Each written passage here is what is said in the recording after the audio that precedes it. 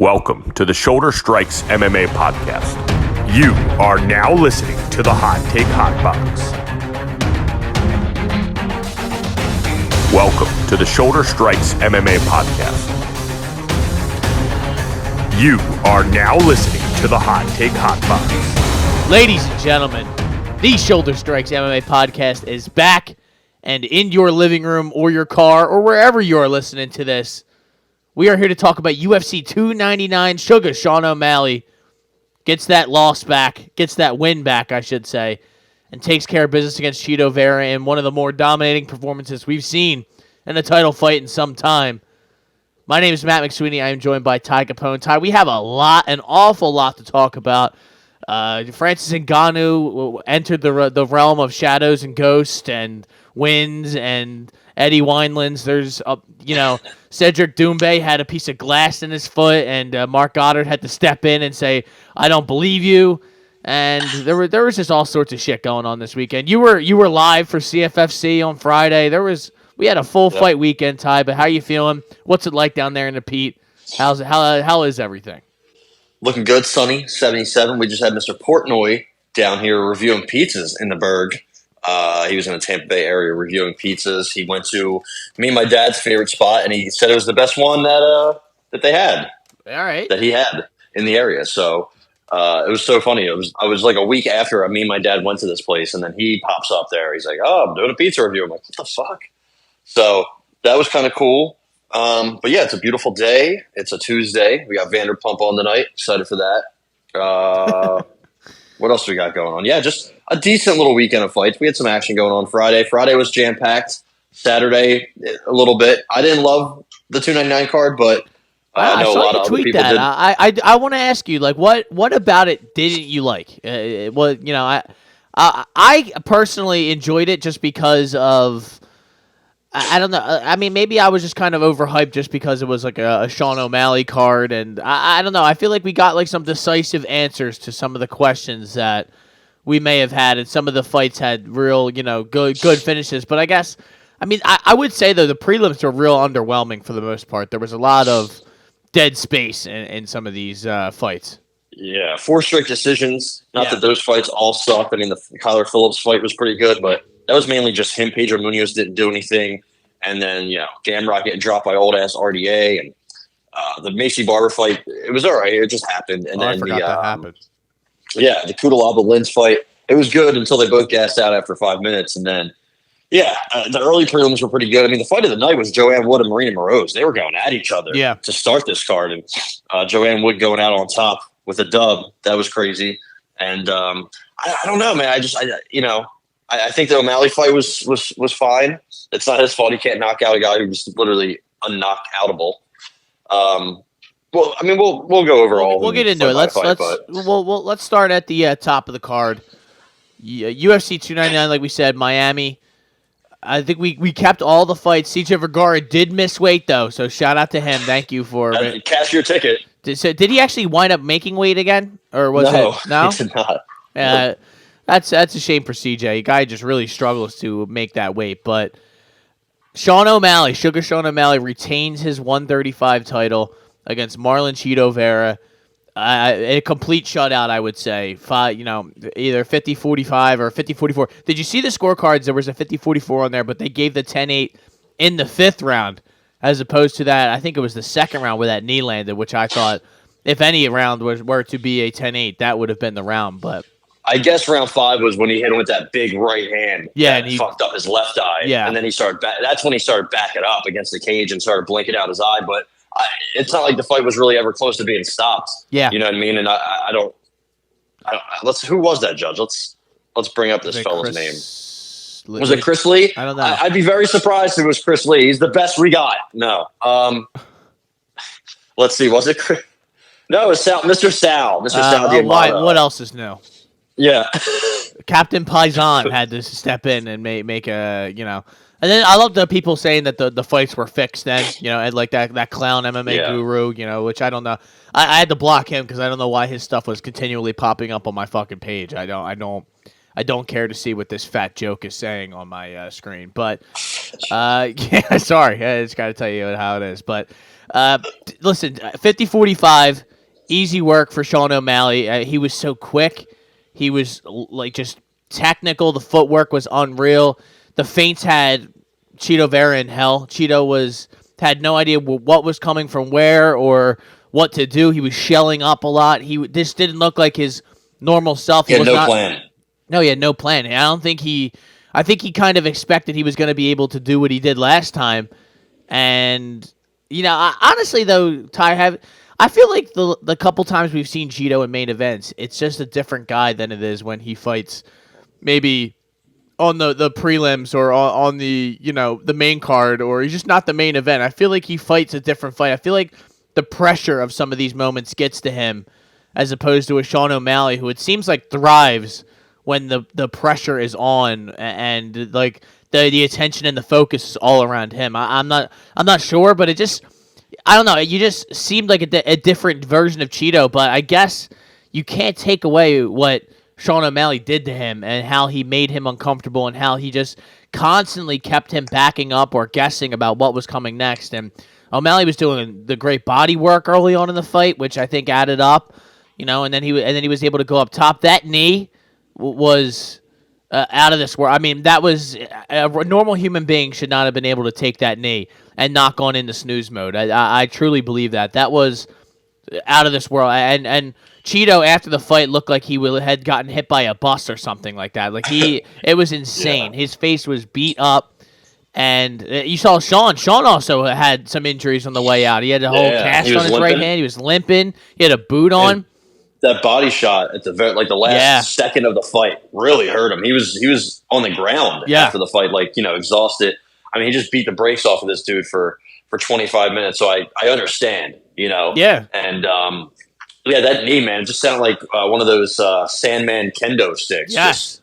So fucking like the crack of a Ryan Howard fucking 450-foot shot to center field. Yep. The crack of the bat that was so loud. And then he hit it with another knee right after, and it didn't even do anything. Nope. So Cheeto Vera is tough. I mean, you got to wonder what kind of fight that does to a person in the long run. I mean, he's as tough as there is, but I don't think that's not good for Cheeto Vera. Let's just say that he is, 31. So, and he's been in how many fights? He's 30, 33, 34. So eventually you got to think, that's going to catch up. Taking all these beatings and absorbing all these shots that he has over his career, it's going to catch up to him. Eventually, he's going to get knocked out. I don't know when. I don't know who's going to do it, but Father Time is undefeated, and taking a beating like that, Sean O'Malley's given out two of the worst beatings in bantamweight history: Chris Moutinho and now Cheeto Vera. So on his Max Holloway type shit is what he's with all the punishment that he's dishing out. So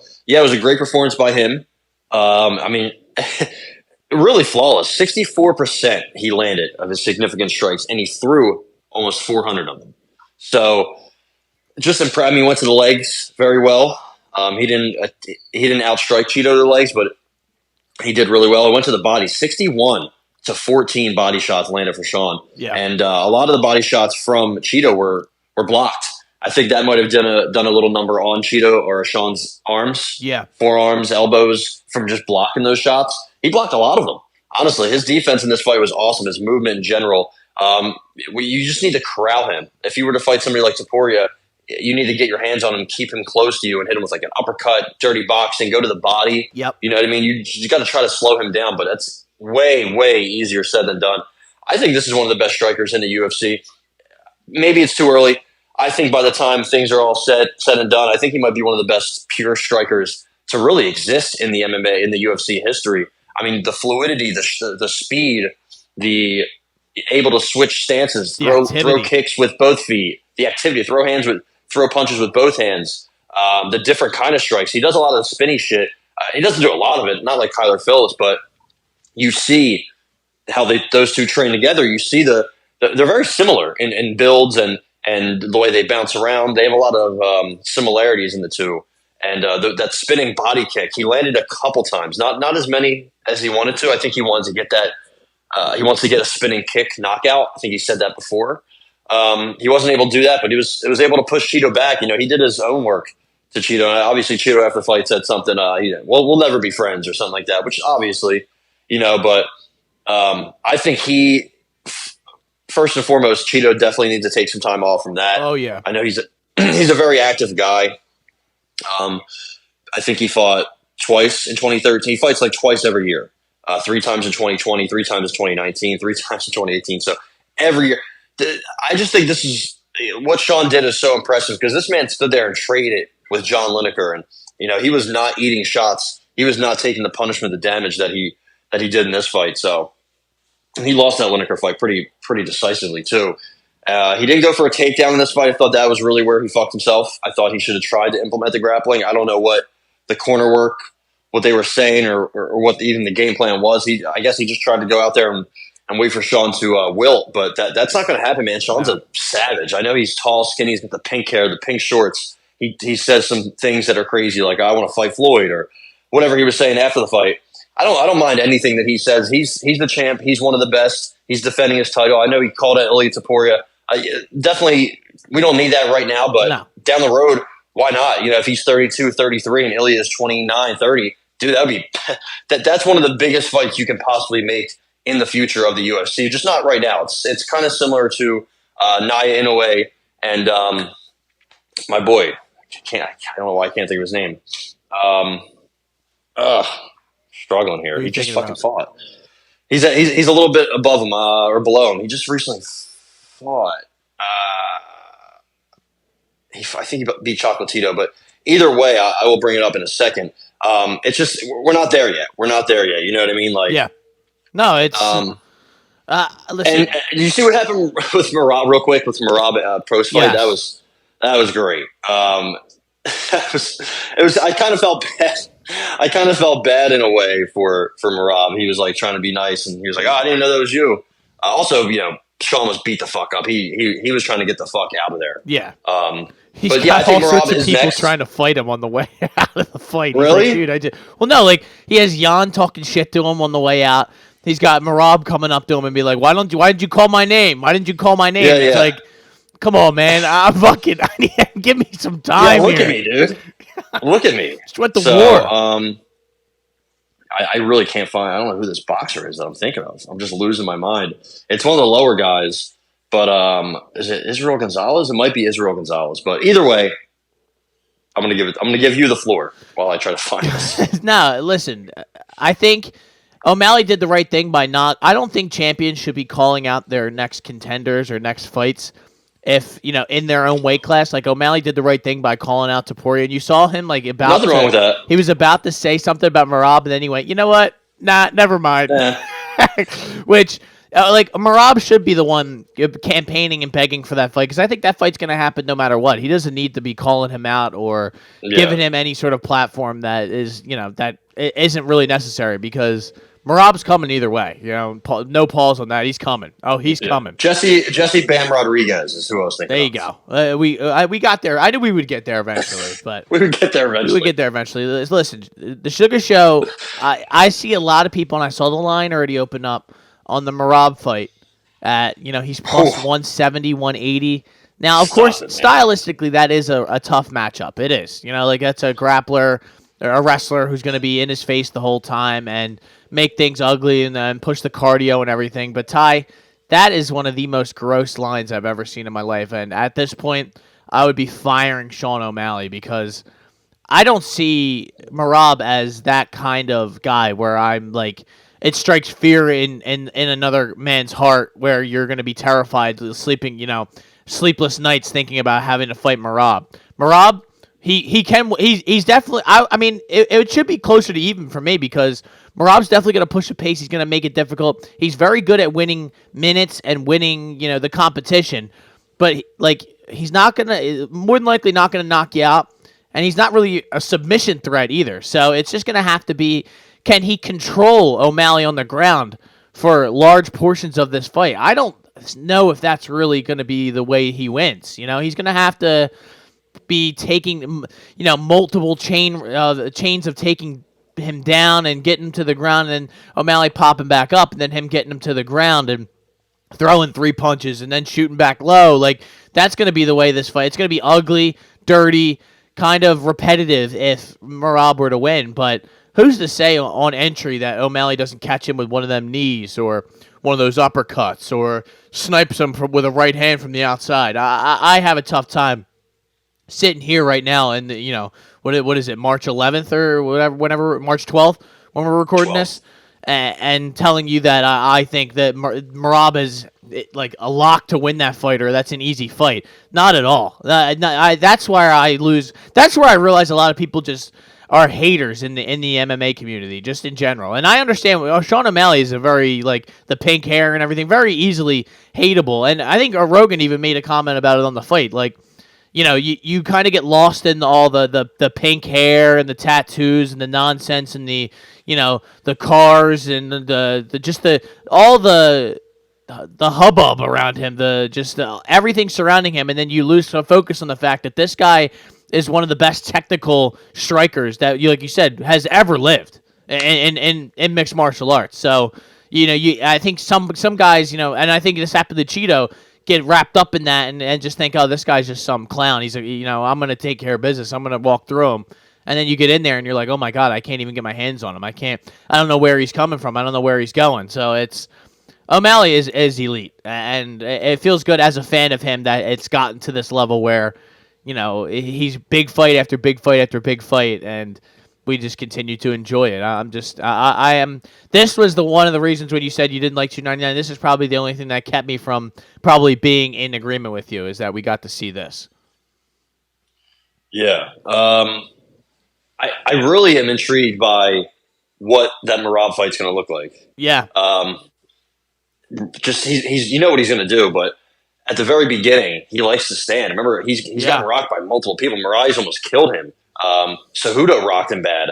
If he stays standing for any long period of time, Sean's going to pick him apart. Also, Sean's movement is going to really be able to, I think, kind of help him with his defensive grappling. Even though I don't know if it'll.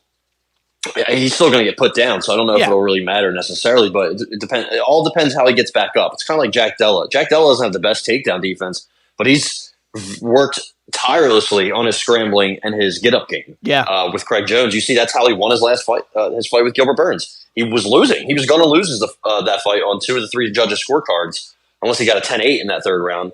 And he was able to work his way off of Gilbert Burns on his back, pushing off the cage, scrambling up, and then boom, delivering a thunderous knee. So that's really all Sean needs to do. And I'm pretty sure he's worked on his grappling and wrestling. He's training with a lot of good guys. Dude, MMA Lab. Look at the MMA Lab in Arizona. They're churning out some good fighters, man. Him and Kyler Phillips are on a run. Marcus McGee. I know he's a little old to the game, but he's a stud. He looked 100 years old in the octagon on Saturday night, by the way. I think was he in there for the Kyler Phillips fight? He might have been, yeah. He's old. They showed him in there, dude. Yeah, exactly. That's what I was like. Damn, that guy looks so weathered, and he's really not even that old. He's older than some of the other guys, but he looked like he was 100 years old. I was like, this is insane. Mario Bautista as well. That dude, when he had over was it Ricky Simone? That was one of the better wins. So they're really doing well over there. MMA Lab. Tim Welch. I know he was for a time. I didn't like the guy, but he's done really well, man. I can't even hate him with Sean since they were teenagers. So. Great win all around. And I know he didn't get the finish, and I had the finish, which didn't happen. I thought we were close when he fucked his eye up with that big right hand, but it's impossible to kill this fucking guy. So maybe we should have just went decision. Maybe we should have, but then we would have. It would have been a rough going there, because when that knee landed and he was chasing him down, we would have been like, I can't believe I did this, but. I thought the same thing after the fight. I said, God damn, the points was the way to go. But hey, what are you going to do? You can only bet what you think is going to happen. You can't always be right. And here's another example of hand up. I was wrong. We were wrong about this one. Our boy Benoit Saint Denis comes up short against Dustin Poirier. Had Dustin Poirier on the brink of death. I will say that the pace, the absolute chaos that he was creating. He had Dustin. He was, a little too, and we talked about this, but going into the fight, too many extended striking exchanges up along the fence that I think really kind of added up as the fight went on. And when he was going for the takedowns, he was getting them. Dustin, as opposed to actually trying to fight the takedowns, was just jumping guillotine the entire time, which it was dumb, but of course it works out for him. I think Dustin. I honestly think we're right. Dustin looked like he was in incredible shape, by the way. I don't. Yeah. I was not expecting him to have a 15-pack when he walked in there, but he did, and he waited the storm though, man. He did. He did a great job. I think. The staff obviously was more of a factor than we would have liked to have believed, or that I was hoping to believe. I was hoping that it wasn't. I should have just kind of maybe stayed away from this, knowing that was a thing, and he did have a huge mark on his forehead, which looked better when he was walking into the octagon, but the man was taking antibiotics, and many fighters have told us how that fucks them up, but I don't think that's really an excuse for kind of leaving your chin out there and, just kind of fighting recklessly towards, maybe he was tired, maybe he wasn't, but at the end of the day, Dustin the Diamond Poirier got it done, man. You can't take that away from him. He is an absolute dog. He is not easy to get out of there, and he found a way, and he knocked Benoit Saint Denis out, something that me and you would have never thought was really going to be the case in this fight, and he knocked him out and finished him with that fucking thundrous bomb on the ground, bounced his head right off the canvas. Yeah, that might not even been necessary. No, it definitely wasn't. But hey, I'd do the same thing. I would do the same the thing referee was just chilling there. He didn't want to do anything. But I believe that referee was Mike Beltran, also, maybe he just doesn't like French people. Yeah, maybe he just doesn't like French people. But yeah. First round looked good, man. Benoit was doing his things, some leg kicks. He was going to the body really well, going to the head, everything, and it just doing well in the clinch even. And then it just crashed and burned. He ate that right hand, and I was surprised that put him out that bad. Just that, not that it was like that Dustin doesn't have power or anything. It was just like a check hook, But he was gassed. The staff, whatever it did to him, it did a lot. And if only we would have just been like, oh, staph infection, possibly. We don't know yet. Maybe it's confirmed. Maybe it's not. Let's just bet against him just because of that. Yeah. And I think it's going to be the way I'm thinking now. If anybody has anything on their body, we're betting against you. Yeah, because it goes to show you it's a serious deal. And I would pull out of a fight if I were in those guys' situations, because it's very rare you see a guy overcome the staff and have a good performance or take care of business. And Mukayev was just taking pictures of his dumps in the toilet and stuff like that. So I'll never let him live that down. That was insane. Yeah, that was wild. This is what I did at 7 a.m. Okay, man. I could tell.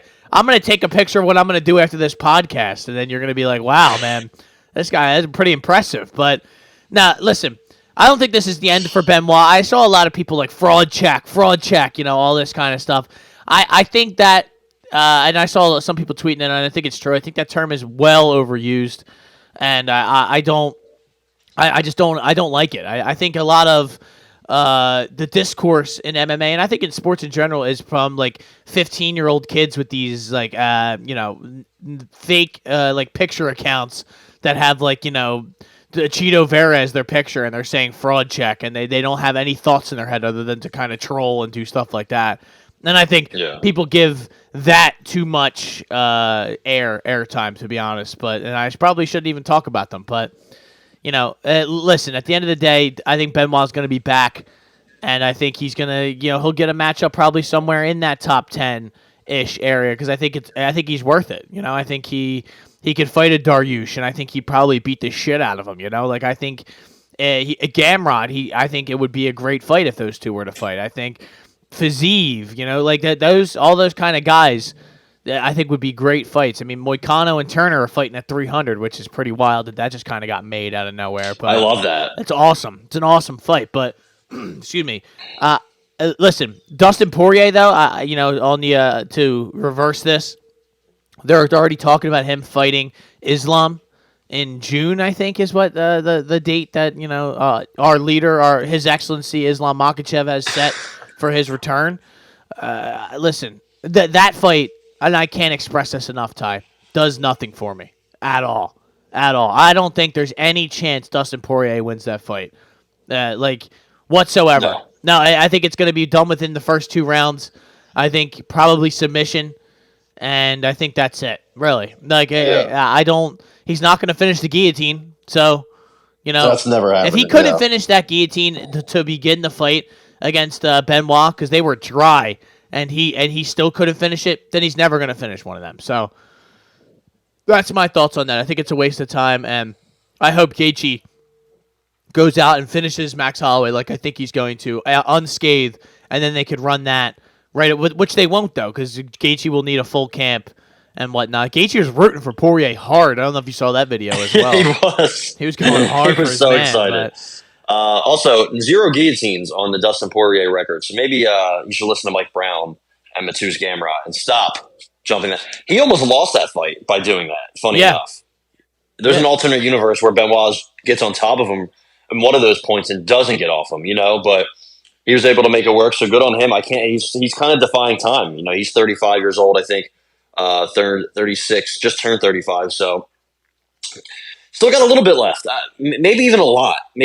I know he's probably going to get knocked out once or twice more before his career ends, but the Diamond from Lafayette, Louisiana, has other plans until that comes. Maybe Gaethje, maybe it's always the top guys. Yeah. Justin Gaethje, Charles Oliveira, Habib, that finish him, Connor, the one time way back in the Michael day. Johnson. Even back when he fought even when he fought Korean Zombie back in the day. Throw that in.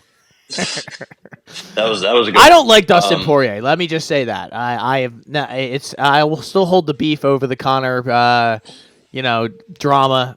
Jolie's wife, I will still hold on to that since I'm a Conor fanboy, but you have to respect Dustin Poirier. You're a moron if you don't. Because that guy represents everything that mixed martial arts is supposed to be. Yeah, and he's just the fact that he's still here through all that. Yeah. I said he had no chance when this fight got made. I was like, dude, I'm taking the young gun to overthrow him, and it just backfired. But I mean, Benoit did look good early, but still, he couldn't get it done. And when you're at the top of the line, you get it done. So shout out to the Diamond. Ty, it almost seemed like Benoit, like you said, knew that he kind of had to get him out of there and panicked and kind of was just like trying to rush the finish. And like even when he didn't have the neck, was squeezing for that like neck crank and like just desperately trying to get him out of there. And as opposed to maybe, fighting a little bit more soundly and smartly, because I think he was having his way with him on the ground. I don't know. I would love to see that fight happen again, but it's not going to. But it was just, I don't. It's very rare that I feel like, if it happens again, I'm like, maybe we could get the upper hand this next time. Who knows? I'm just not out on Benoit yet. We're going to talk about some guys who we are, have been big supporters of on this podcast, who we are out on, but I don't think Benoit is one of those guys. So not yet. No, he has a bright future for sure. I agree. So how about Michael Venom Page, MVP, going in there and taking a somewhat boring decision? I mean, let's just be honest. It really wasn't the most exciting, dramatic fight. MVP comes out to The Undertaker, like a edit of The Undertaker's song. I like that. I did like it. I liked a little bit of the different, entrances. And Dana White did not. Of course, that's for sure. Well, Dana White would like them to walk in with no music, have their Venom shorts on, and just stand there and get knocked out and get paid $10,000 each. That's what, and have us all pay for it. That's what ideally that's what he wants. He doesn't want any of these guys to make a name for themselves or be, any sort of entertaining, because then he might have to pay them a little bit more. That's just apparently MVP wanted it to be dark, and then he wanted to appear in the ring, and then he wanted to appear back in the walkway, which I thought would have been sick. Yeah, honestly. that's some real Undertaker shit for all the WWE that is fans Undertaker out shit. there. Yeah. And then Dana said, no, we're not doing that. So that was lame. That was boring. And then the fight was boring. I blame Kevin Holland for a big part of that. Kevin Holland, man, he found someone who can kind of talk more shit than him in the ring and kind of have more pizzazz and more, other things, I guess, besides the fight. And then at the end of the fight, he just looked like he didn't want to be there. He threw nothing in the third round. He did get a takedown, but barely. All he was doing that was effective was just those leg kicks. That's it. That is it. He landed 47% of his significant strikes. MVP landed 66%. MVP went to the head 70% of the time. Kevin Holland went to the head 37% of the time. To the legs about 50%. So Kevin, I don't know what. Again, I don't know what Kevin Holland's game plan was for this fight. Maybe the unique style of MVP caught him off guard. I'm sure it did. It's not. I don't know how you can fight somebody like that stands there with their hands down, bounces around, and just darts in real quick with a fiery overhand right that just kind of comes from a weird angle and lands effectively. Well, he said in between round 1 and 2 that he was like, "Yeah, boys, he's much quicker than we thought." Like, I think he was kind of just shocked by what was going on, which I don't understand that, but I mean, well, whatever. Holland has always kind of been that kind of fighter. That's what made me like question betting this fight. I'm glad I did wind up being on MVP decision, just because that was. It just seemed like the lesser of the two evils because like we've said, Holland is just untrustworthy. You don't know what version of him is going to show up, or instead of trying to take down a Wonderboy Thompson, he's going to stand and try to trade with one of the greatest strikers to ever do it. And that's what it seemed like he kind of tries to do with some of these guys. And he tried to get Michael Page down, but he just wasn't really successful at keeping him down and having big success. I mean, he did.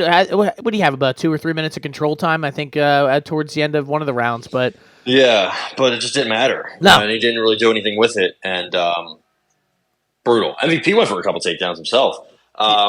Yeah. I also saw after the fight he said he had no interest in fighting Wonderboy. I also have no interest in watching those two stare at each other for 15 minutes. So let's match him up right, but also carefully, because I think if you do anything else, it would be very disrespectful to him and to the fans. You brought him over a little late. I really wish we would have signed him before he fought Lima, 6 years ago when he was 31, 32. Yeah. That's the perfect time he should have came over, where they should have worked it out. But he still has some left. But, man, you just got to wonder, at that age, what is he, 37, right? So almost 38 maybe. Let's see real quick. Yeah, and again, he still looks good. Yeah, man, he's 38 soon. He's 38 in a month. 37 in a month. I'm sorry, he's 36 right now. He's 38 in a month. 37 in a month. Jesus. But you got the speed, the instincts, the hand-eye, everything is going to go slowly. That's just how it works, unfortunately. You can't do anything against it. Maybe he can be an outlier for a little bit. Maybe he can kind of keep up some of this momentum, but it's going to go quick. They're going to have to try to, move him up the ladder quickly at 170. I'm sure he's probably going to get like a top 10 welterweight next, I would assume anyway. How about him and I guess this might be a little too much, but how about him and Ian Machado Gary? That might be boring too, right? Yeah, it would be, but we already were. I was already booking that fight. I was watching this fight at Xfinity. I was like, yo, that's the one. Like, that's the one I want to see, because that 5 rounds, especially, I would love for that to be kind of a main event of a fight night or something like that. That would be sick. Yeah. But I don't know if they would do that. I think Jack Della has bigger fish to fry and more on his plate. I mean, he's calling out Shavkat. Nobody does that. Nobody even thinks to say that motherfucker's name. And that just proves the iron balls that Jack Della has, who I have a lot more respect and admiration for after this fight. But Jack Della and MVP, I can't lie, I would love to watch that fight. Speaking of Jack Della, he got it done at the very end of this fight against Gilbert Burns. About a minute 15, minute 17 left in the fight.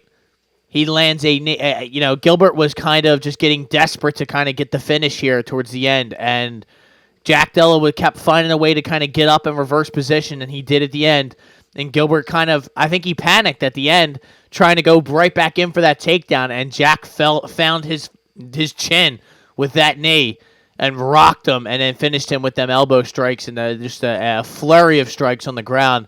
And Jack Della, just grabs victory out of the jaws of defeat at the very end of this fight. I think, like you said, he was down 2018. Like this fight was over pretty much, and he was probably losing the third round up until that fateful moment at the end. So it's what a win for Jack Della. You cannot take that away from my man. It was a great performance by him or not even a great performance, just a great bounce back. I think, what was it? 2 of the judges had it 10-9. Sal D'Amato gave Jack Della the first round, which, okay. Nothing else new there, but what a win for Jack Della. Like you said, he calls out Shavkat. This guy, if he's going to keep getting taken down, but that's not necessarily the end of the fight. He was getting backpacked very early on in that first round, and he continued to find a way to survive and get back. And, Gilbert was slowly kind of tiring himself out, and he eventually found a way to get him out of there, and he did, man. What a win for Jack Della.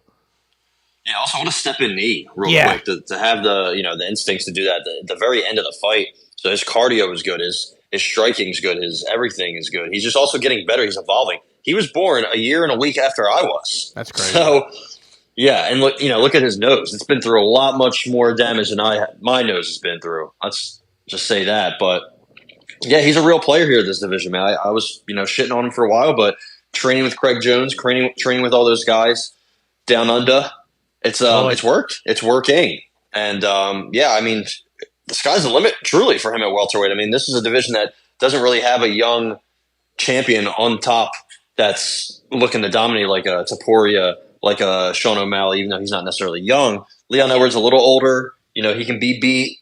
And who knows what the future holds for this entire division, honestly, outside of Shavkat and Jack Della. Maybe Ian Machado Gary has something to say about that. Not so much, but also MVP debuting at number 13 in the welterweight rankings. So we will see what he does from here. Maybe he gets like a Jeff Neal or Luque, but I think they're going to try to really push him hard. They should. And Jack Della moved up 6 spots. Good for him. Huge win. Now he's in the top 5, and he can pretty much call a shot from here. So good for him. Good for him, man. It was I was on the opposite side of this. It wasn't good for me, but I was like, hey, man, that's the game. He got it done. And I can't be a hater for a guy who kind of out of nowhere just finds a way to win. And I would like to see who they match him up with next. If it is Shavkat, unfortunately, Jack, I'm going to be fading you again, brother, because that is not a good matchup for anybody pretty much in this whole 170 division. Yeah. Good luck. Yeah, that's curtains for you. But other than that, I mean, Gilbert was probably the stiffest test you could get, especially in the grappling department. It's going to be kind of in his wheelhouse for everything other than Shavkat. Maybe Sean Brady would have. I still think Sean Brady probably would have given him hell had he fought him that night of the Hafayez fight. But it's a great win for Jack Della, and we keep it moving, ladies and gentlemen. Petr Yan taking care of business against Song Yadong. Gotta say, Ty, after the first round, I thought Peter was cooked. I was like, oh man, we got a bad beat here. Peter's just well past his prime. I mean, he's not even really that old, is he? He's only 31, And I was like, God damn, it seems like he's just moving in quicksand. He's slow, and apparently his leg was hurt. I wasn't able to pick that up by watching it, but it was just he didn't look like himself. I had this was one of my double whammies: Petr Yan decision, Petr Yan money line, and he found a way. He found a way to get it done, dude. This was this is a huge win for me and huge win for him. Song's just got a little bit of room to grow. He's missing a little bit, in his game, and he's still 26. He's still young, still time to grow. But I saw people saying maybe the alpha male isn't the place for him to really make those next leaps and bounds. I don't know. I'm not here to tell you whether that is true or not, but I will say that there is some holes in his game that when he gets to the upper level of the 35 division, he kind of will run into some trouble. Yeah, and I thought it was so funny this whole fight. Joe and DC kept saying, "Oh, Peter wants to stay away. This is his biggest nightmare." When Song tried to grapple with Petr Yan, I'm like, no. I think you have it backwards. Mm-hmm. Petr Yan's the better grappler here. He's the better wrestler and grappler. He's the guy who took down Aljo 7 times. Where are they getting this? Just because in his last fight, he lost because the guy was relentlessly wrestling and grappling him does not mean that's what he's scared of or that's what anybody can do to him. That's just what Merab can do to anybody. Not anybody can do that to Petr Yan. Song Yadong couldn't do it to Petr Yan. Petr Yan out-wrestled him and out-grappled him in the second and third round. So they kept saying it, and it made no sense. I fucking hate both of them so much. Things that make no sense. You're like, what are you talking about? Like, why would Petr Yan? Also, it sounds like when Bruce Buffer pronounces his name, it sounds like he's saying Pelter. Pelter Yan. Like, who the fuck is Pelter? Where's the L at, bro? Pewter. I get a Piotr. There's also, where's the Y? But anyway, good bounce back win for him. A lot of people said, they thought maybe he'd be psychologically out of it because he keeps losing these fights that he shouldn't, and keeps getting himself involved in tough fights. But he went through it, man. The first round he had a leg injury. The first round he lost, and he was able to bounce back against a young, hungry, just athletic freak, really. Song Yadong, amazing athleticism, amazing speed and power, but yeah, he just can't put it together. Petr Yan did a great job of kind of having his lead hand, his lead jab out there, probing and kind of, trying to set up his combos. And that's exactly what he did. That lead jab, that lead hand that he kind of had out there, just trying to get distance. He used that to parlay into beautiful combos, body, head, body, finish with a leg kick, or start with a kick and then go to the body, head. He was just beautiful boxing, some of the best boxing in the UFC. The bantamweight division in general just has so much talent in bantamweight. It might be the best. Probably one of my favorite, if not my favorite, and if not the best, one of the best divisions in the UFC for sure. Just killers after killers, even guys that aren't ranked. So, I don't know where Peter goes from here. That's the problem. Maybe you give him whoever doesn't get the next title shot. But I don't know if that's necessarily like. Does he get Corey Sandhagen next? Did they already fight? I don't know. Yeah, he beat him. He beat him in Abu Dhabi. I would give him somebody underneath of him. Maybe say Davison takes care of business against Cody Garbrandt, which he should. Maybe give those two. Nice. Those two. Figgy and Jan. Yeah, I think that was supposed to happen at some point, and I think that would be perfect. Maybe Cejudo. Or it would be nasty. Umar and Petr Yan. That would be a battle of Russia. I don't know what the fuck would happen in that fight. Yeah. Craziness. I think Umar would win, but also, we just saw Umar get dropped. So what if Petr Yan hits him with a nice combo? That would be a really good fight. Kind of the changing of the guard of the Russian bantamweight. Dominic Cruz is still ranked number 11 here. Is that guy ever going to fight again? Let's get him out. Let's get Kyler Phillips up there at 11. Let's he's swap 12. him out. Yeah, he's Pedro Munoz is still somehow ranked even though he's just taking L's, and probably it's almost time for him to go. Look at some of the names though that are at the bottom of this top 15 though. Kyler Phillips, Mario Bautista, and Jonathan Martinez. Man, that's just a scary group of guys there. I'm trying to find guys who are ranked that are not even in the rank, or guys who aren't even ranked. So let me try to pull that up. Because this division goes so deep. I mean, I think this is Marcus McGee's division also, right? Or he might be at 45, but I thought he was at 135. And you just have, prospects like Saeed Nurmagomedov. Maybe he's not great. He's not perfect, but he's good. Daniel Marcos, Adrian Yanez. He's fallen on hard times. Cody Stamen, the Basharat brothers. Garrett Armfield, our boy. Barcelos when he was at his highest. It's a tough division for Cameron Simon's coming up. Christian Rodriguez has a fight this weekend. That's going to be a banger. I can't wait for that fight. C-Rod. So, yeah, it's definitely one of the best, if not the best divisions in the UFC. It's awesome. It really is, and I look forward to whatever they do with Petr Yan and Song Yadong, honestly, because I think I'd love to see Song bounce back. He's at that level. I don't want to take it away from him. He fought a very, very tough guy on Saturday night, and I thought comported himself very well. How about Curtis Blades? That was the main card. We're moving on to the prelim section. Curtis Blades with those hammer fists to the side of the dome to Jelton Almeida after Jelton took down Curtis Blades with relative ease in that first round. And Ty, I'll never understand why some of these Brazilians just kind of hold on to the leg and let their head get bashed. I don't understand what was going on there, what the thought process was, what he was doing. I'll never understand it. Jelton gets smashed into oblivion, and takes his first L, probably in the UFC. Correct, right? That would be his first. Yeah, he's 6. Yep. He was 6-1. Or 6-0 going into this. Now he's 6-1. The Derek Lewis fight was a red flag, and we should have understood that. I would have. I didn't have a bet on here, but I would have picked Almeida by submission, and it was he came kind of close in that first round. I thought we were going to get that, but it's just I don't know. Ty, what did you make of this? Funny enough, one of Jelton's career losses that came way back in the day. The guy Bruno Assis fought on the LFA card that took place on Friday night, getting knocked out for the 205-pound championship by a scary gentleman from Kyrgyzstan. So keep an eye on the gorilla, Uran Satibaldiev. There you go. The guy's fucking huge and terrifying. So, Almeida just maybe heavyweight's not for him, because, I mean, you saw the noticeable difference in size between him and Curtis Blades. Yes, he was able to get Curtis Blades down a bunch, but he got right back up, Yeah. Mat returns. DC didn't like the term mat returns. I don't know what else the fuck you want to call them. I don't know.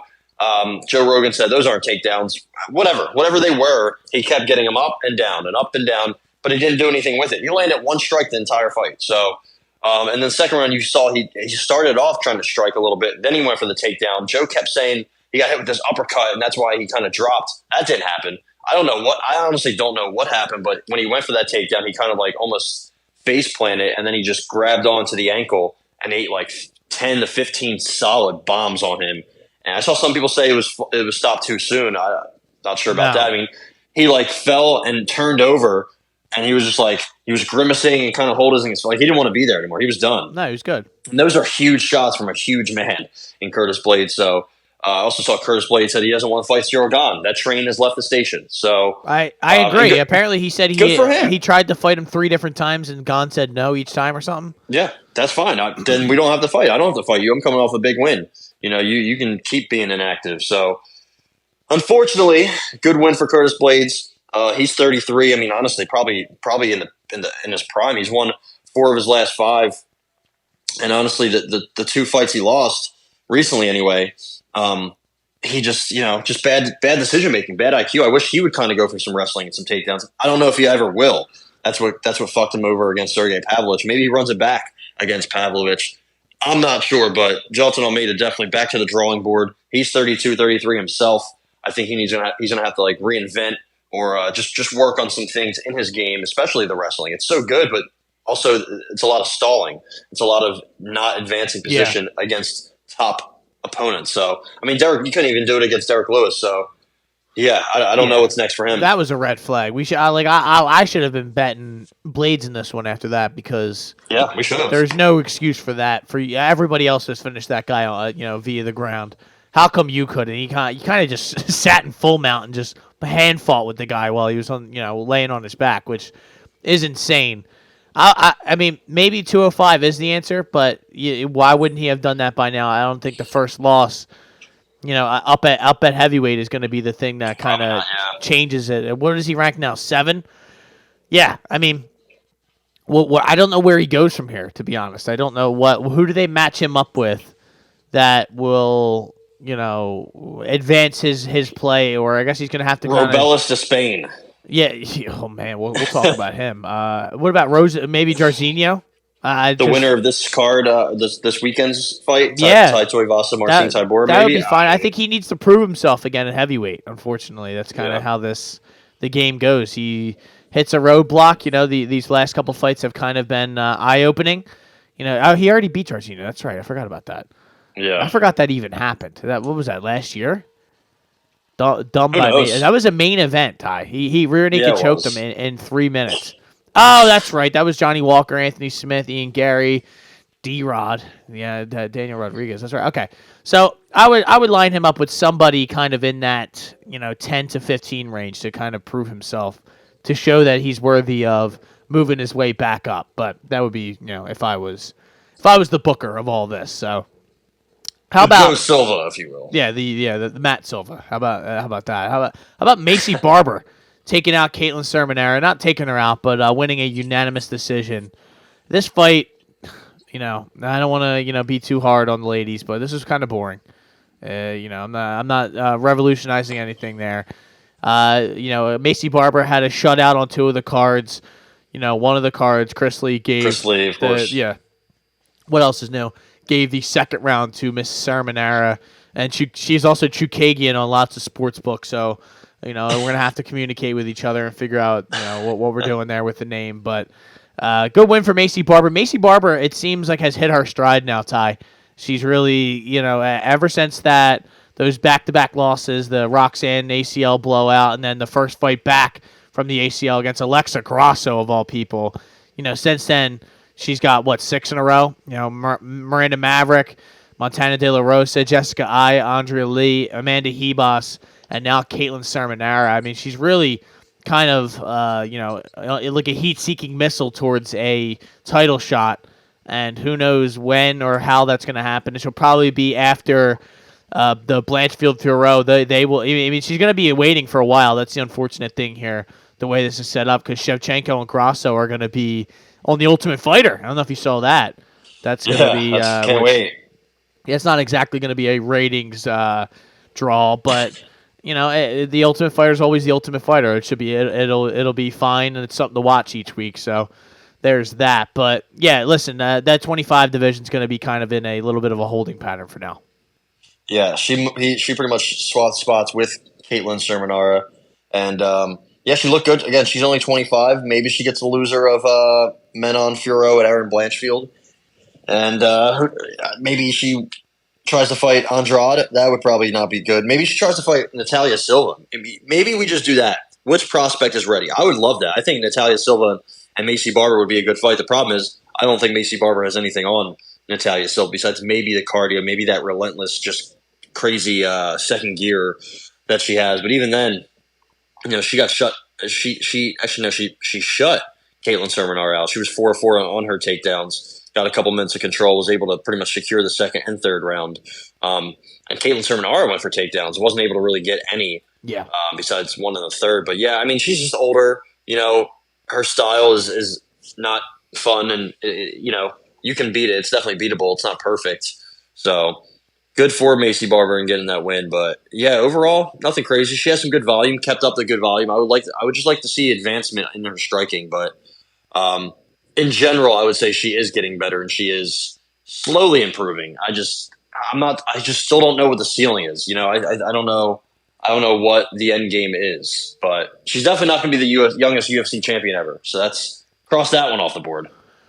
She gave it a valiant effort. That ACL kind of slowed her down a little bit. Yeah, so, Roxy Fighter had enough of that. Roxy Fighter said, listen, I'm going to take your ACL with me on the way out the door. So shout out to the Rainbow Warrior or whatever she goes, the Happy Rainbow Fighter. Princess? Yeah, whatever the fuck her name Some was. shit. But thank God she doesn't fight anymore. How about she's fighting again? She's fighting Jessica Andrade. No, I'm kidding. I was like, wait, what? I was about to get I'm about to go fucking take a loan out so I can fucking fade her. How about Mateusz Gamrot taking the unanimous decision victory over Rafael dos Anjos?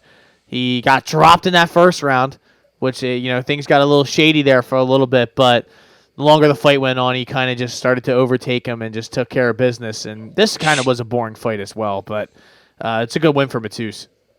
Yeah, Eric Colon gave him that first round despite him getting dropped, so that's cool. Not sure how he won that round because he didn't do anything. He outstruck him, but he got dropped, and that was the only important strike of the fight, or the round and the fight maybe. Honestly, the fight, yeah. 11 of 19 takedowns, good for him. Only got really 7 minutes of control with it. So, like you said, very boring fight. There wasn't really much clinch work. There wasn't any, if any, leg kicks. It was pretty much just headhunting from both sides. Yeah. And not even efficient headhunting. So, I think RDA's pretty much past it. I mean, he can still make some shit work, right? He can beat some lower level guys, but who wants to see him in there against, Fernie Garcia, who, by the way, just got released. So, I don't know. I also don't know what Gamrot's ceiling is. This is 155, one of the toughest, most well-rounded divisions. You're 33 years old. You just pretty much edged out a win over a guy who's 40 almost. You're coming off of a leg injury win and a split decision win before that. And I don't even know if he beat Jalen Turner. So that's three wins in a row, 7 of his last 8. Even the Guram Kutadladze fight, that was close. Yeah. I think he might have won it. He might have not, but he didn't look great. His cardio didn't look great. The Beneil Dariush fight, same thing. I don't really know what his ceiling is, but he's tough. He just really has to work on his stand-up, I think. I don't know. I don't know what is really what he has, what kind of special gifts he has, what he can do to really shake up this division and make a run for the title. I don't think he can. Yeah, he's at the top 5, so he's probably one away from getting said title shot. But like you said though, is he really, if he even were to get lined up against Islam, nobody's really excited about that. Nobody really thinks he has a chance to win that fight. What does he do well? He's a grappler. and kind of can thrive in the chaos a little bit. And he can scramble, and he's tough. He's definitely tough, and he's I just think you're kind of right though. Like he's getting older. That some of that game is going to kind of start to erode a little bit, and I think he's going to run into some trouble. I'd love to see him and Benoit fight. Let me line that up just as a fun. I don't know. I don't think it's actually going to happen, but I'm just saying, as a fun sort of fan fight, give me that all day. And on the other hand, Rafael, I think this man should be calling it quits soon. Although he's not like cooked, but it's just he's 39 years old. He's gonna be 40 at the end of the year. It's it's 2 in a row losses. What do you really have left to prove? That's just my thought process there. But let's get out of there. Let's get out of there before something really bad happens, because it's going to happen soon. So, how about Kyler Phillips taking care of business against Pedro Munoz? This was a somewhat entertaining fight, but it just seemed like a somewhat one-sided affair for the most part. You just kind of knew Kyler Phillips was just kind of chewing up Pedro Munoz's eye there. I forget what split him open. Was it a elbow or something along those lines? I don't even know. I don't remember, but I remember he came out, went to the corner, and I was like, "Oh my god, look at his eye! Like it was fucking ruined." But good win for Kyler Phillips. So he looked really good in this fight. Yeah, the Matrix. He loves that spinny shit. Yeah, he does. That's 3 in a row. The Paiva fight is really the only thing that's kind of worn him down. He did lose a split to Victor Henry on the regional scene. Also lost to Brad Katona. Majority decision on the Ultimate Fighter. It just, he puts himself in close fights sometimes, but he's always there. That striking ability that he has is so rare and hard to prepare for, hard to go up against, hard to counter. I mean, Pedro Munoz had pretty much no counters for this. Pedro Munoz got outstruck via leg kicks, 23-12. Kyler Phillips led the dance there. Went to the head. They both went to the body, 17 of 24 exactly. But Kyler just more volume, more efficiency, better strikes, quicker, hit harder. He's just at a different point in his career than Pedro Munoz. Pedro Munoz is at the tail end. He's not getting knocked out yet, but that could be what's next. So Kyler Phillips still only 12-2, man. You got to remember, he does not have much experience, many fights. He's only 6-1 in the UFC. So I guess most of his fights have come in the UFC. So yeah, I'm very excited to see what he does next. What else he's got? He also has a little bit of jiu-jitsu. Not much, but he has a little bit. Remember, he got that triangle armbar over Marcelo Rojo. So it's going to be, I keep saying so. It's going to be it's going to be nice to see what he does next. I think he's got a lot of potential. Maybe the cardio is a bit of an issue because of all the jumping, spinny shit he does. But again, he's really working with a solid camp over there. Those guys are good. 28 years old, again, like I said, fighting with all those just studs. I think he said they might take over the division themselves, which is true. Are they all at 135? Mario, Bautista, yeah, they all are. Phillips, Suga Sean, and Marcus McGee. That's crazy. How many of them are ranked? I guess Marcus McGee definitely is not ranked yet, but I think he could be soon. Mario, Kyler are right next to each other. Yeah, 3 in the top 15 in one division. That's crazy for the MMA lab. So shout out to those guys. They're obviously doing something really well. And if they just keep adding guys with the same prototype, the Matrix, even though he's not as tall, he's only 5'8". For some reason, he looks taller. Maybe he is taller. I don't know why he looks so tall, but very impressed. Very impressed. The fact that he was able to keep up the pace and keep up the volume and the pressure is really what I think won me over for this fight. I know it kind of waned from the first round, 120 strikes attempted to 75, but then 80 in the third. So very, very huge jump, huge step for Kyler Murray in his progress. I am a big fan of Kyler Phillips. So he's kind of, honestly, like you kind of said, it's actually crazy when you put it like all 4 of those guys are all from the same camp. Yeah. And like they're all guys I bet pretty much no matter what now, especially, I mean, I faded Mario Bautista last time, but now after he passed that wrestling test, I'm like, okay, then there's actually nobody who's going to beat that guy. Like that's, it seems like they're almost all like that, depending on who they get matched up with or what happens. At some point, Ty, if they all move their way up, someone's gonna have to fight each other. It's gonna have to. That's what I'm thinking, but maybe not. It's different when Marab and Aljamain are in the same camp. They can kind of avoid each other. When there's 4 of you, Seems like somebody's gonna have to fight someone at some point. So, Yes. how about Felipe Lins? Loses the first round against Jan Cutelaba, but then wins the last two. Gets that unanimous decision victory over Cutelaba. Listen. How old's Lins? 38, right? I mean, this guy looks like a beast for how old he is. You know, he used to be a little chunky, and then out of nowhere, this guy came in. And now he's absolutely, just like looks jacked up, ready to go. He's, won his last 4 fights. I think he's going to be pushing his way into the rankings pretty soon. If not, he's not there yet, but he's getting close. And he's running out of time, I guess I'd say. So the quicker the better for his next fight. Maybe he probably gets a lower half of the top 15 to break in there. But good win for give him Dominic Reyes, dude. Yeah, is he done? Did he retire yet? Vitor Petrino's fighting Anthony Smith. We just saw that get announced. So I'd like to see maybe because Carlos Olberg was supposed to fight him, but Dominic Reyes that is, but that got canceled. Thank God that didn't happen. Maybe Lins fights Reyes, or Lins fights Menafield or Mirzakhanov or Ryan Spann or somebody. I saw who called out Ozdemir. Somebody called out Ozdemir recently. Did they? I think it was Michelle Pereira. Oh Jesus! Or Johnny Walker. I think it was Johnny Walker, but one of those two psychopaths. What was I going to say? Yeah, Lins looked good. Those leg kicks, man, very, very, very good. If you want to slow down a crazy person like Jan Cutelaba, you throw leg kicks, and that's exactly what he did. Pretty much landed every single one. 23, 24, went to the body a little bit. Not too many headshots, but he landed some good ones, some good counters. The problem is he kind of kept himself out there at punching range a little bit, so I thought he was going to be able to get hit and hit hard, but it didn't end up happening. Got a couple takedowns, once in round 2, once in round 3, kind of to help secure those rounds for him.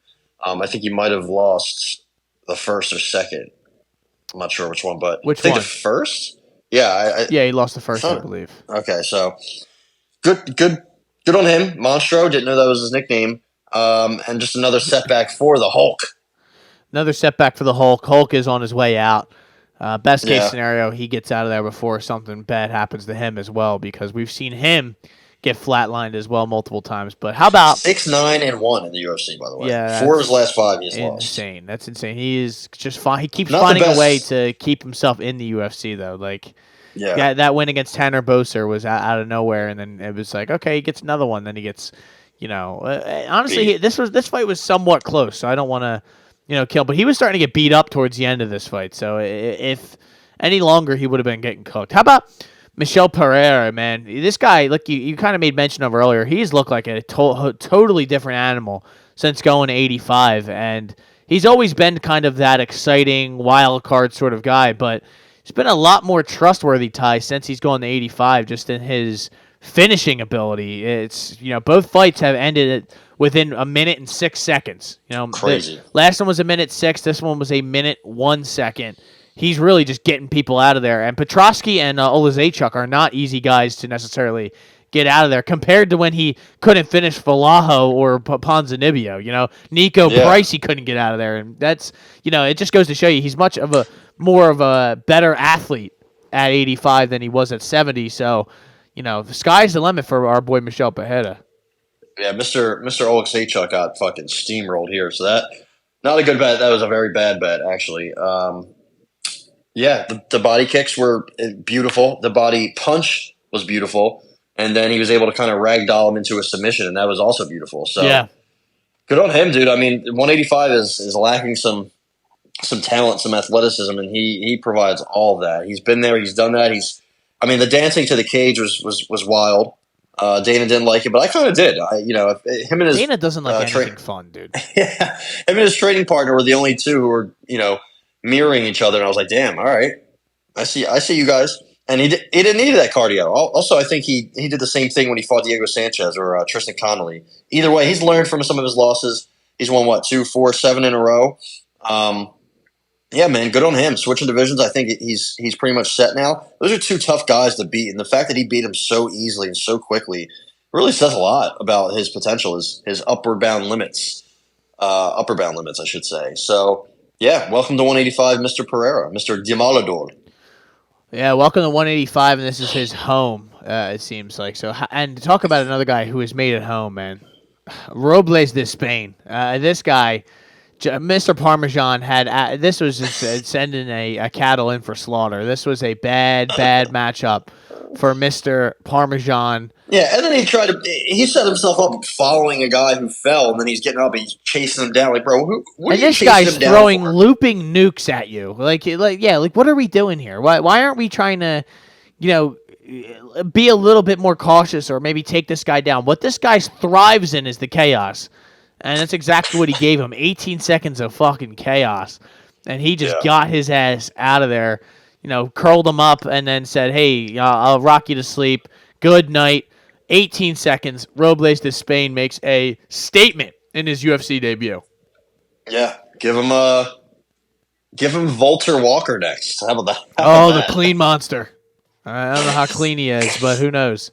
Listen, he is definitely a monster. That's for sure. He should honestly. They should have him fight like someone in the top 15. Like he's older, right? This guy's like 36. He's older. So young for heavyweight, but still. But still, I don't think you should be. I get you're 5-0 and whatnot, and you're still kind of young in the game. He's 35.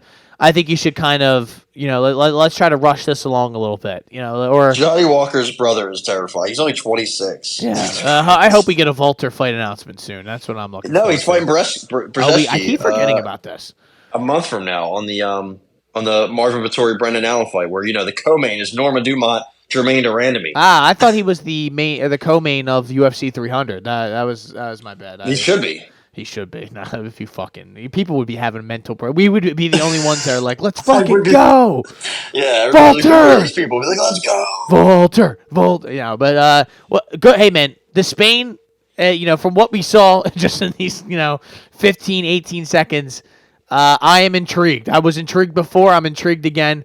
Cash me out on my TKO round 1 bet. I wish I could have taken TKO in the first minute. I would have probably tried to bet that as well. Under a half a round. Under half a minute. They didn't get. It wasn't available. I was going to take something like that because I knew that this was going to go down the way that I thought it was going to go down. Good win for Despain. How about Almabayev taking out your boy CJ Vergara via unanimous decision? You kind of saw this coming from a mile away, to be honest. Shutout on all ends for Almabayev. CJ Vergara not making weight, not really ready to go. And that's that, Ty. That's just how the cookie crumbles. And Mr. Vergara, he's getting close to starting to look for new employment. Yeah, a lot of us are, but he especially is definitely. He's getting there. He's missing weight and he's losing fights. You can't just do both, especially at flyweight. I mean, he's 3-3. He's not done, but I'm just when you're missing weight and you're getting cooked, it's not it's definitely not a good recipe for success. I was gonna say Mateusz Madanza just got shown the door. So he just got cooked, didn't he? Yeah, he did. He did get cooked again. But they actually just released a couple guys. I'm gonna go through these real quick. Jamie Pickett, goodbye. Tyson Pedro, Mateusz Madanza, Mark O. Madsen. Wow. Daniel Lacerda, R.I.P. Dennis Bondar. No, hold on. Don't just skip by your boy, dude. Come on. Unfairly given the door. That's bullshit. Luis Saldana, Dennis Bondar, Fernie Garcia, Mike Breeden, all of you. Money Mike. Get out of here. Yeah, I know. Dude, I know. Didn't they cut him, bring him back? Win. Yeah, they cut him, they brought him back, and then they cut him again? Yeah, after he won. He had a huge win. Well, he did miss weight against Anshul Jubilee, so that might have been why. But CJ Vergara, he's only lost to pretty good fighters, right? Osborne, Tyra, and Almabayev, and he's won some beat Clayton Rodriguez, but again, he's missed weight. Dude, he missed weight in all 3 of his losses. That's crazy. Yeah, you got to make weight, man. You just got to make it. It's the most basic part of the fight game. I mean, I'm not saying it's easy, but that's I'd argue this is easier than actually getting in there and fighting. But a little bit more simple than that, I should say. But hey, it's part of the game. Almabayev looked decent. Good leg kicks. He's a little small, but he's kind of compact. But yeah, good leg kicks, good takedowns. 9 of 14, held him down. Didn't get the submission, didn't really get the ground and pound, but Vergara's pretty tough. So. Zulfikar, absolutely shredded in his Tapology picture. But yeah. Also, I just want to know what that means. I don't know if I want to know. Maybe. But how about? I didn't know this was a retirement fight, but Joanne Wood goes out on top. What a storied career. Hey now. For hey, how you doing? Joanne JoJo, don't call me Calder Wood 38 years And old. somebody did call her Calderwood, I believe. I think it was Bruce Buffer. Calderwood. He was announcing the goods. He said he was announcing the card 29-28 Morose, 29-28 Calderwood, 29-28 for the winner, Joanne Wood. I'm like, wait a minute. You just called her that. But, Bruce Buffer's struggling. I think he's it's about the time to take him out back. No, but, see, you've been trying to get Joe Martinez in there for a while. And that guy couldn't get me excited to go walk into the mall, let alone a fucking UFC fight. You don't like when he says, what does he say? Make some noise if you are ready. Oh, dude, I get pumped for that. No, if he does that in front of a bunch of people in Miami, come on. That crowd would go crazy. No. You know who I want to replace Bruce Buffer. The diamond. The real diamond. The Diamante. That's who I fucking want, and that's who it should be replaced. It shouldn't be fucking Joe Martinez just because he. You know what? Diamante, not only is he better, he can also do the Spanish language ones like Joe Martinez can do. So there you go. Chihuahua, Jalisco, Espalón. Farigano, Jalisco, Ganadero. You're like, whoa, all right, let's fucking go. You get fired up for that shit. But he gets, he gets really excited. So. Let's just wrap this card up real quick. Marina Morose took care of business in that first round and then kind of got worked over in those last two rounds. Couldn't do anything else. Couldn't get a takedown after the first round. Didn't really go for much. Grappling didn't look good. She was landing some good shots, but then she got dropped a couple times, or once. Actually, didn't get dropped at all, but got hurt a couple times with some spinning back fist. I believe, I didn't write this down. I'm really fucking upset, but I believe two fighters on this card were implementing the shoulder strikes, and I believe Marina Morose was one of them. Right? I believe Marina Morose threw a couple. I think Kevin Holland might have been the other one. Later on in the fight, I had some guy, one of my boys yell at me, yo, shoulder strikes! And I was like, all right, yeah. I love that. Yeah. I think Marina Morose threw a couple. It might have been Joanne Wood, but I swear it was Marina Morose when she had her against the cage. So shout out to shoulder strikes. We're making an impact. This is because of us, not Connor. Nobody. This is our doing. So, but anyway, just to put a bow on this, good win for Joanne Wood. Anytime she talks, it was the shoulder that broke his orbital bone. It was. Enough. It was. Joanne Wood. I'm always surprised when she talks how soft spoken and quiet. She just sounds like a little mouse. It's so cute. She's like, "Oh yeah, I just want to retire." I was like, "All right, dude." So JoJo is done. Shout out to her. That was a great fight. That's how you open up a main event, a pay-per-view. That's how you start the card itself. Nobody's really there. 45 wasn't there yet. He had to wait till late in the card to show up. Ty, can I ask you, Chris? Listen, I'm not a big political guy either way, but why do we have to have a dramatic entrance every time? Why? This is what I don't understand. Show him 7 times. But why are you so upset about MVP coming out as the Undertaker and all this stuff? But you have a fucking the former president of the United States has a dramatic entrance where we have to show him walking from the back all the way up to the front like he's a fucking WWE wrestler. Like, I'm good. And honestly, though, it gets people to pop. At Xfinity, people 45! People were freaking out. And I'm like, all right. I bet. That sounds about right. Candace Owens also made a pop. She was there. I don't think anybody cared, but she was there. Patrick Bet-David, all the hardcore Republicans were in the building, dude. Sage Steele, looking for I believe she has a job, right? She works at that amazing company, Outkick. They're doing really well. So good for her. Good for them. With Jason Whitlock, right? Who, to quote one of my favorite sports personalities, "You fat bastard." Did you tell him that, you fat bastard? You piece of shit. Yeah, piece of shit. I was like, damn, Stephen A.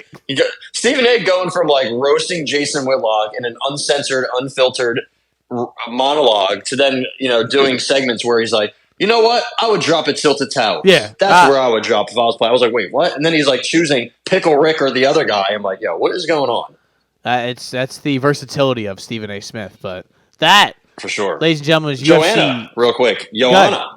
Yeah, how about that? Into the Hall of Fame. Joanna again, J-Check, giving a nice hug to Action Bronson. Was the first one to congratulate her, looked like. I think she started to cry, and she also started crying. She also looked good.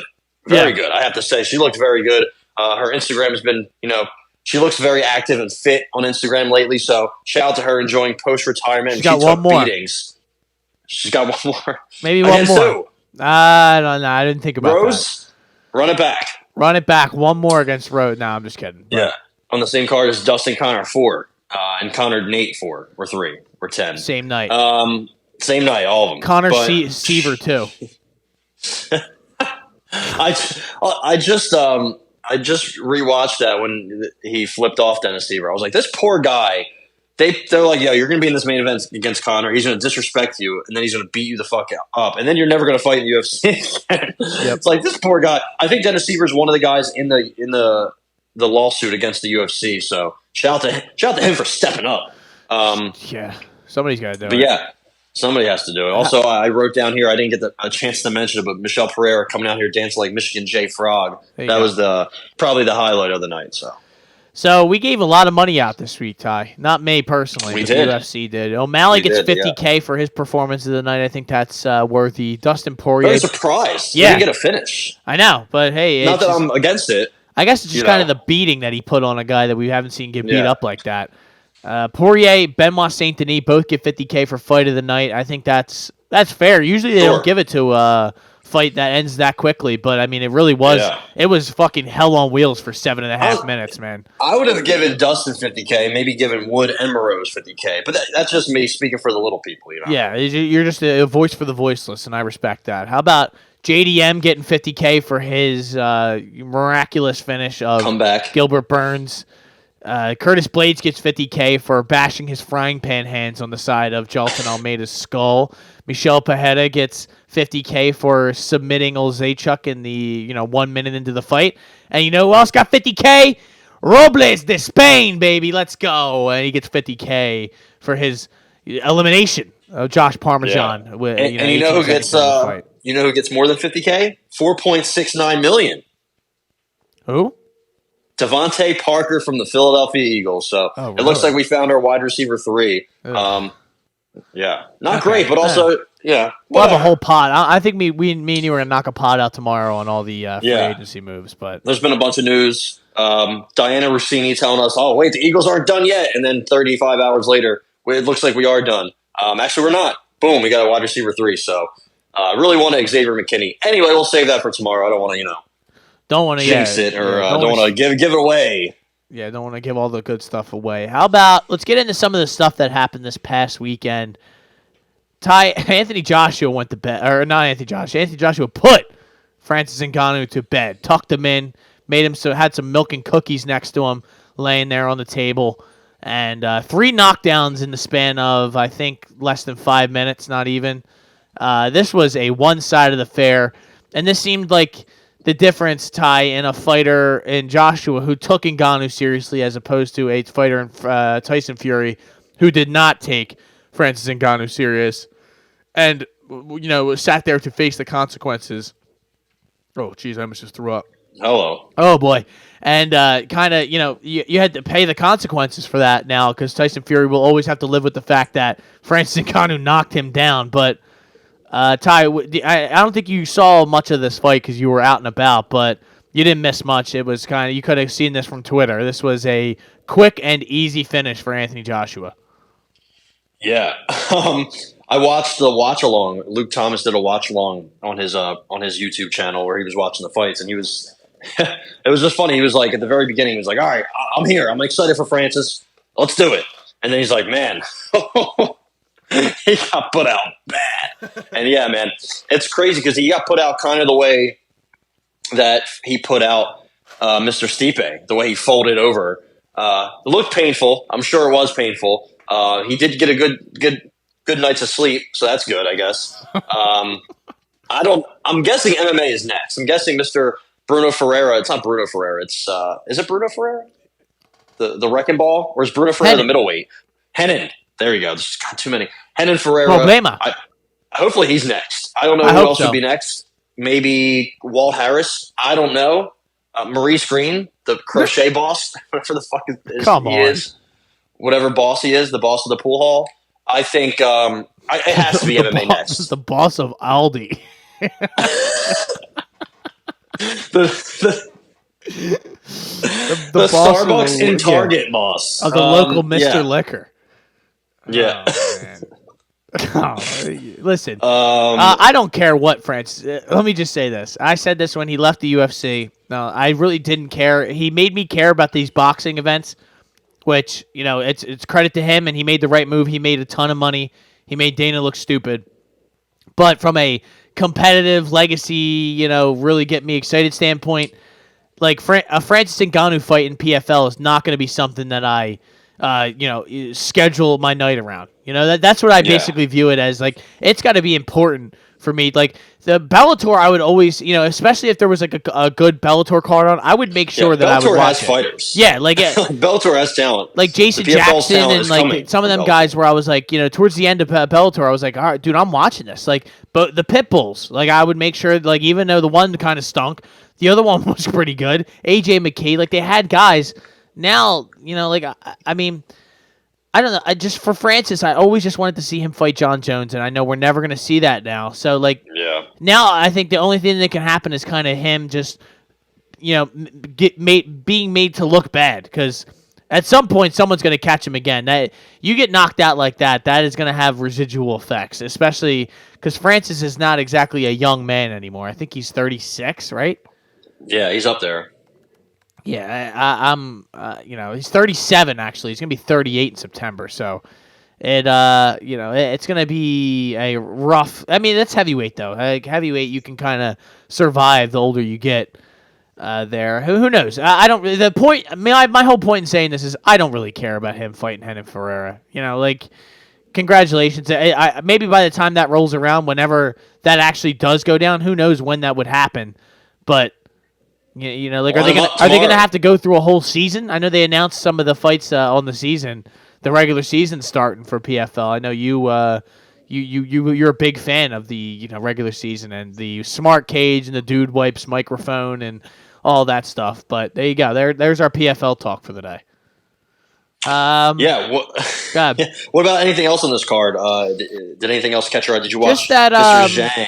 No, I didn't watch any of that. What was the one we were talking about earlier? The Israel Madrimov. Madrimov, yeah, that guy scared the shit out of me. I watched that, and he was beating the brakes off that guy. So yeah, that's a big step. He's 29, but that's a huge step forward. He's training out there in California.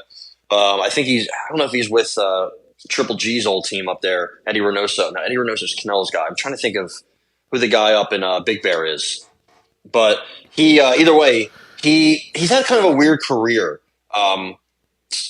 Like he had some hype, undefeated. He has that power, but Abel Sanchez, thank you. This fight, he just looked like an absolute, I don't even know, wrecking machine from the jump. He beat Kurbanov down, and Kurbanov isn't great, but that was his first loss, man. So yeah, his last fight when he fought that American Igbokwe, that guy had like 5-6 losses, and he went the distance with him. So.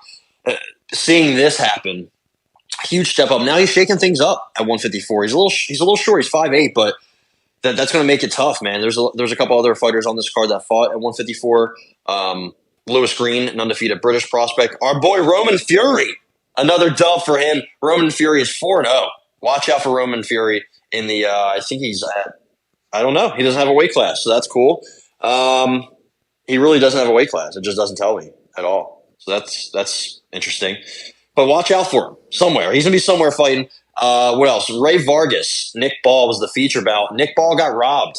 There's really only one way to say it. I thought too. I did actually watch a little bit of that fight, but Ray Vargas did his usual thing of winning the first 4 or 5 rounds and then coasting the next 7 and losing them. Same thing he did to Shockey Foster. He almost did it against Mark Magsayo. He's almost did it multiple times before that. Negrete, I believe. I remember that card when Cotto fought. And he did it this fight. Nick Ball looked good, man. He dropped him, I think, twice in the last couple rounds, and he didn't get the win. And I just don't agree, I should say, with that. Nick Ball, very, very talented, but man, he is also small for 126. I know 126 is full of guys that are short. Ray Vargas is 5'10". Nick Ball is 5'2". So, which is crazy. I wonder if that's accurate. But either way, he got robbed. Should have won, but we'll see what he does. Maybe they run it back. Ray Vargas is just a bit old, 33 years old, just a little bit past it. But either way, it was a good fight. The card itself, the main card, I thought was pretty decent. Again, I missed the main event, but I thought the main card in Joseph Park with another upset win. So he's showing the world that he's not done. He's not done. He's only 32. Again, insane to think about. He fought Anthony Joshua like 6 years ago. So shout out to him. He's won 6 in a row, I think. 1, 2, 3, 4, 5. Yeah, 5. Sorry, can't count. After Joe Joyce put him out bad through the ropes almost. He's at the ring. Oh, he's at the ring. Yeah, we'll see what he does next. But either way, a good win over Zhang.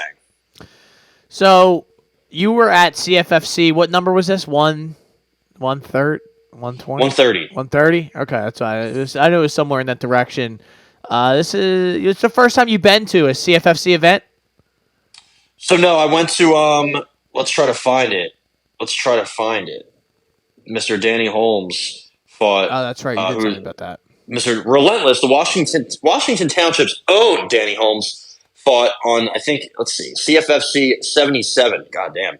When he fought he was in the feature bout when he fought Mr. Chris Dawkins and got put out pretty bad. The main event was that Nicholas Mota fought Cesar Balmaceda, and Nicholas Mota put this guy out. He got sent out of the venue on a stretcher. So that's when I first saw Nick Mota's power, and it's crazy because at the time I didn't know much about him. Solomon Renfro was also on that card.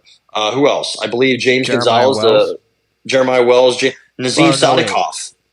Oh, it was supposed to be Jeremiah Wells in the main event, but it was I think. Yeah. He was supposed to fight. Yes, I remember the CFFC event name still is Wells versus Pirati. Yeah, and neither of them fought. Yeah, I saw the picture. I was like, oh wow, Sadikov fought. Yeah, Sadikov was on that card. I was like, all right. I don't even think I was there. I don't even think I was in the venue when he fought. So I should have been paying more attention. But on this card, it wasn't great. It wasn't great at all. There were some boring moments. The co-main event was so boring that people were starting to chant main event. Jeez. And then the main event comes, and Mr. Dorsiev, man. So Israel Galvan, who in his last fight beat Mr. Max Quinones, who won the co-main event bout. Mr. Galvan missed weight, so he was not eligible to win the title. But, man, he choked out Mr. Dorsiev. He also hurt him once in the first round. So Mr. Dorsiev, his first L, the Immortal Lotus, and he loses by submission, rear naked choke, tapped out. And I believe he was a big underdog. I don't know if there's even odds. There probably has to be odds somewhere. Somewhere they have them for sure. Yeah, somewhere in the world. But Mr. Galvan moves to 7-3, gets the dub. Hugh Pulley. He's fought a couple of guys in his life. He lost a boring decision, and he's probably done. He's like 35, 36 years old. Philip Latu looked good. He's a name to watch. I'm trying to think of other names to watch. There wasn't really many. This chick, Emily Martin, she's kind of hot. She got a nice rear naked choke. What were the odds? Ty, your boy Dorsiev was a minus 1,600 favorite. Oh, my God. That's crazy. So, yeah, I mean, that's probably one of the bigger upsets in major MMA. I know this isn't the biggest organization, but CFFC, look at the card I was at a couple years ago. There's a bunch of UFC fighters on that card. So this is a pretty bigger regional organization. This is like the Northeast, like the number one, I would say, that I know of, especially in our area of the, New Jersey, Pennsylvania. Honestly, even down to Florida. Yeah, like the East Coast kind of. It seems like it's like one of the number one, especially that comes around this area that I see fights in Connecticut. Yeah. Like they go all up down the East Coast, so it seems like they kind of run the this whole Eastern Seaboard. And yeah, like you said, guys who've been in the UFC or guys who are going to the UFC. It's a lot of the guys have made their way through there. So it's Pat Sabatini, so just the name Sean Brady was a champion there. So it's it's a well respected promotion, I'd say. Yeah, so maybe there's some guys on this card that make it to the UFC or ladies. Emily Martinez, like I said, she has a bunch of jiu-jitsu. She fights at 135. She got a nice submission victory. Brandon, let's go, Lewis. Hell yeah. Let's go, Brandon. It was so funny. He got a split win over Chauncey Billups, his brother Michael. There was a girl fight, this chick, Elizabeth Schroeder. She's tall, tatted up. She was super hot. And I was like, yeah, I'm rooting for her. And then they announced her opponent, Serena De Jesus. Like, she trains out of Extreme Couture. I was like, oh, fuck. This is going to end poorly. And at the end of the third round, Serena De Jesus hit Miss Schroeder with a body kick that sent her down. And I actually went backstage-ish. It's not really backstage. It's just behind a curtain. But I was back there with my friend Jay and his boy Busselman, who was on this card. And Miss Schroeder walked right by me. And I was like, damn, she looks sad. Seeing some of these fighters after they lose fights is actually really – I feel bad. I mean, they're not getting paid much. They're getting beat the fuck up. And it's like, well, what do we do next? What do we go from here? Do we fight again? This chick fell to 4-4, so it's like I was sitting in front of this kid Dylan Patlin. He ended up winning, but he was taking some shots. Man, it was a disgusting fight. I was sitting in front of his like family and friends, and I was rooting for him, but I felt bad. I was like, damn, like what do you do next? And then this guy Bill Lewis, he fought Busman Zumagul Bushido. I actually had to record this fight for Mr. Bushido's family back home in Kyrgyzstan on Instagram Live. That was terrifying. I didn't want to fuck it up at all. And he won. That was a crazy fight, actually. But Mr. Bill Lewis, after the fight, we were just like in the same area, and he was like, "Hey, how do I get out of here? How do I head to the exit?" And I showed him, and then he asked me what I thought of his fight, and his face was pretty swollen up. I was like, "I thought you did okay, but then I was trying to give him constructive criticism without sounding like a dick, but he loved it. He was asking me he's like, "What do you think I did wrong?" I was like, "Man," it was like a very sombering moment. Yeah, I felt bad. You don't want to be guys. a dick. You're like, you got your fucking ass beat. No, he did pretty well. He actually hurt the other guy, Busman. He actually hurt him with a nice left hook, but then he got dropped with a head kick. I was like, "Hey, man, you just fought a big dude, and you were fighting at distance. Just not the best idea. You got to get in there and try to brawl him because you hurt him. You hurt him with a big left hook, but that just wasn't enough." And he was very thankful. It was a very nice, innocent moment, a nice, pure moment. But I just, being around these fighters, man, it's terrifying. It is. They get paid dick and they get beat up, and it's like, what do we do next? We're obviously not making it to the UFC, but doing it for the love of the game. This sport, yeah. So that's tough to see. And just shout out to all the athletes who put their body and life on the line, their head, their fucking everything. So. Shout out to all that. Oh yeah, that's awesome. When I went to go see Kenny a couple times when I drive up to Split Rock to go watch those fights, I felt the same way. Where I was like, man, this is like real. Like you got to really love this shit. You got to really love getting in there to fight. You're not making much money. You're not really doing it for that. It's kind of just the love of the game and. Like I want to beat the fuck out of somebody kind of mentality. And yeah, pretty much. Really, and and some of these guys, like you said, they're chasing their dreams. They're going for the the UFC or the Bellators or going to make a career out of this. So, hey, shout out to everybody on the card. Shout out to everybody chasing their dreams out there. Shout out to the dream chasers out there, but not those because Meek Mill has kind of made everyone kind of question a couple things a little bit, but. There you go. On that note, ladies and gentlemen, we're probably going to get out of here.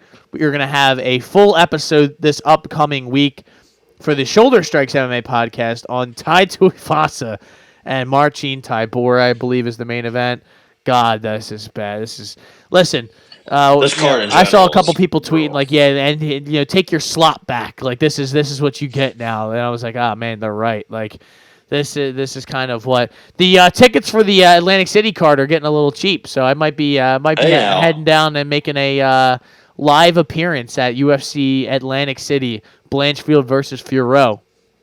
We shall see, ladies and gentlemen. But I did want to just click on this and see some of the fight. Tybura and Tuivasa, Brian Battle and Ons Lusa.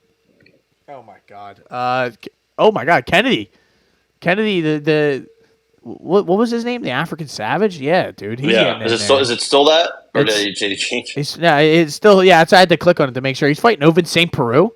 BBL boy? Let's go, man. I guess OSP is in 2024 is the feature bout. I guess that's what we're doing. Isaac Dolgarian's getting in the Midwest Chopper. I'm excited to see him and see how he does. He doesn't like fights going long, so yeah, he's fighting C-Rod. That's what I was talking about earlier. That fight's gonna be Penny Keensad. Wow. We get Minnie Nunes back. Do we really? Where's that? Yeah, she's fighting Chelsea. Oh, yeah. Good night, Chelsea. Josh Coolabout, our boy's back against Danny Silva. I don't know if you remember Danny Silva. He beat the shit out of Angel Pacheco in the Contender Series. Corey McKenna. Yeah. Chad Anheliger. That guy's still hanging out. Who's he fighting? Tell me that guy's name. Charalampos Grigorou. Where's he from? Cyprus? He's from Cyprus. Yeah, not Cypress Hill, but yeah, that's yeah. I don't remember that's happening. Him fighting on the Natan Levy. If Natan Levy loses this fight to Mike Davis, which I think he will, he's probably going to have to fight Mr. Al-Sawadi next, right? So you can win that battle. You're trying to set up like a religious race war going on. You've been trying to schedule that fight for a couple weeks now. I don't like it. I mean, they're both at 155. I don't know. Why not? Let's make some money. You're trying to make some magic.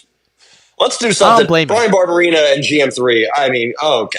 What are we doing here? 28 combined losses there. So There you go. that's opening the I main can't wait card. to lose all my money on Saturday on this garbage ass card. I'm not betting a lot of these fights. That's Yeah. because a lot of I these will. you don't know. Yeah, I know. That's I'm gonna count on you to To make make- sure I lose some money. You have to make some of that money back. I have to try. All right, we'll save our picks. I think I might. I think I like Tuivasa though in the main event, but we'll see. I could be convinced otherwise. And we will have a Philly sports pod tomorrow. Eagles. There's a lot of Eagles more than likely. Some Sixers. Maybe a little bit of Flyers. Not really though. It's probably just going to be a lot of Eagles talk. And sprinkle them with maybe some Phillies. But other than that, ladies and gentlemen, we will see you until next time. This has been the Shoulder Strikes MMA podcast. My name is Matt McSweeney. I'm Ty Capone. And ladies and gentlemen, as always, make sure you have a backup plastic straw in your car because sometimes you accidentally bend the straw when you get your coffee, and then for the rest of the time it's spraying out the side, and just chaos is happening. So, for a record, just make sure you keep a backup straw on you at all times.